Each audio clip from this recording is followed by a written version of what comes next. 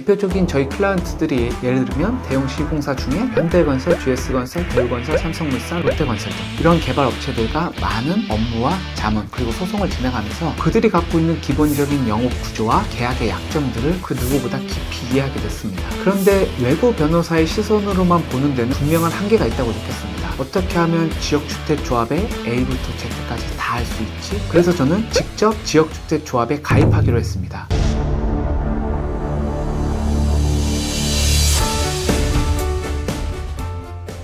안녕하세요. 부동산 분쟁의 현장에서 진짜 이야기를 전하다. 부동산 전문 로펌의 대표 변호사 배준철 변호사입니다. 오늘은 요즘 길거리에서 흔히 보이는 서울 초역세권 5억으로 내 집 마련 가능 이 문구의 실체, 바로 지역주택조합의 함정에 대해서 이야기해 보겠습니다. 길을 지나다 보면 여의도역 3분 거리 34평 아파트 5억 원 마지막 기회, 꼭 마지막 기회라는 문구가 붙는데요. 이런 현수막을 쉽게 볼 수 있습니다. 주변 시세는 15억, 20억 하는데 5억의 서울 아파트를 분양받을 수 있다라고 하니까 솔직히 혹할 수밖에 없죠. 그리고 분양사무소에 전화를 걸면 서울 아파트 5억 원에 분양받을 수 있다라고 하면서 분양사무실 방문을 유도합니다. 그런데 이때 이게 지역주택조합 사업이라는 말은 한 번도 하지 않습니다. 막상 분양사무소에 가면 일반 아파트 분양처럼 모델하우스를 아주 깔끔하게 꾸며 놓았고 상담도 매우 친절하게 해줍니다. 그런데 상담 막바지에 이런 말을 꼭 던지죠. 추가 분담금이라는 게 나올 수 있다. 하지만 정확한 금액은 현재로서 알 수 없고 향후 나올 가능성이 있다는 것만 말씀드린다. 그리고 업무 대행 수수료라는 명목으로 2천에서 3천만 원을 최초로 요구합니다. 사실 이런 지역주택조합의 문제는 명확합니다. 사업이 진행되지 않아 조합원 돈이 소위 녹는다고 하죠. 사라지는 경우가 있고 운이 좋아 진행이 되더라도 추가 분담금이 폭증해서 아까 말씀드렸던 15억보다 더 비싸게 추가 분담금을 내서 입주해야 되는 경우가 많습니다. 이른바 성공 사례조차도 실제 5%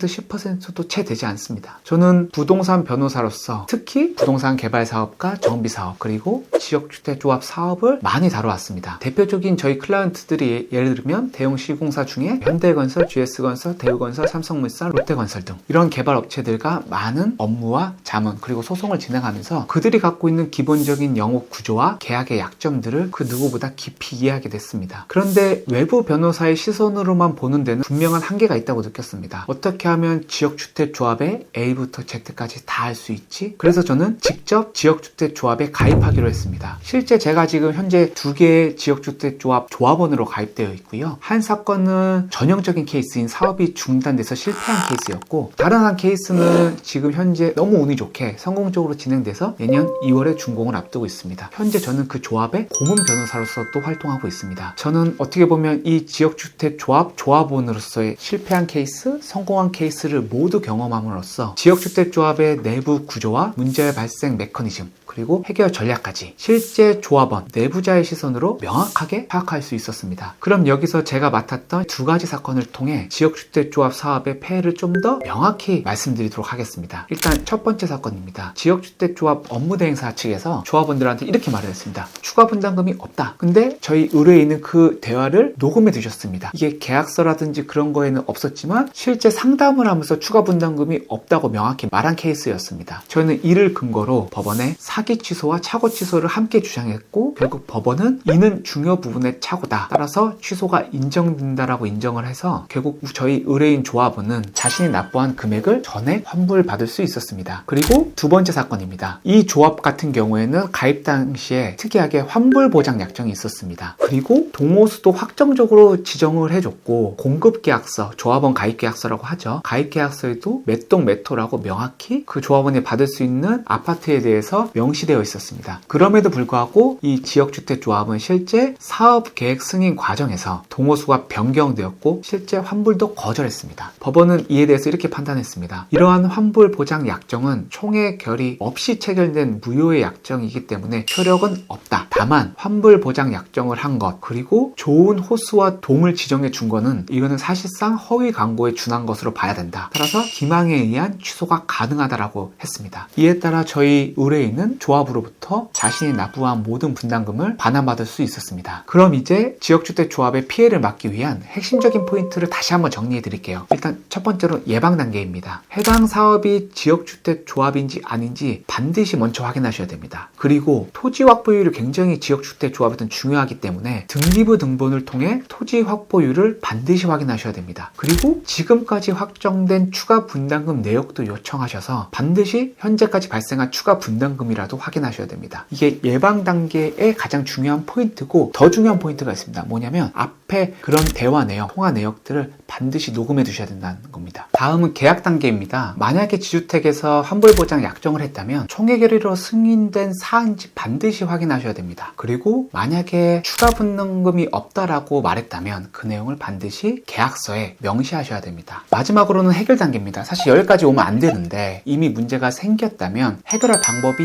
있긴 합니다. 신탁회사는 자금 관리를 위해 신탁회사와 자금관리 대리사무 계약이라는 걸 체결합니다. 따라서 지주택은 신탁사에 대해서 금전지급 청구를 할 수 있는데 이 권리를 가압류하시는 게 굉장히 효율적입니다. 그리고 조합이 갖고 있는 부동산에 대해서는 이게 신탁을 했을 수도 있고 근저당권을 했을 수도 있는데, 만약 신탁을 했다라고 하면 신탁 수익권에 가압류를 하셔야 되고요. 근저당권을 했다라고 하면 부동산 자체에 대해서 가압류하는 것도 가능합니다. 그리고 물론 본안소송을 함께 청구하셔야 되고요. 지역주택조합은 겉으로는 저렴한 내 집 마련처럼 보이지만 그 안에는 복잡한 법적 구조와 수많은 함정들이 숨어 있습니다. 제가 아까 말씀드렸던 토지 확보율 확인, 그리고 환불 보장 약정 유무, 그에 따른 총회 승인 여부, 그리고 추가 분담금 내역, 무엇보다 중요한 거는 분양 대행사와의 상담 녹음, 이 네 가지를 꼭 기억해 주세요. 오늘 영상이 도움이 되셨다면 좋아요와 구독 부탁드리고요. 궁금한 사례나 주제가 있다면 댓글로 남겨주세요. 저는 배준철 변호사였습니다. 감사합니다.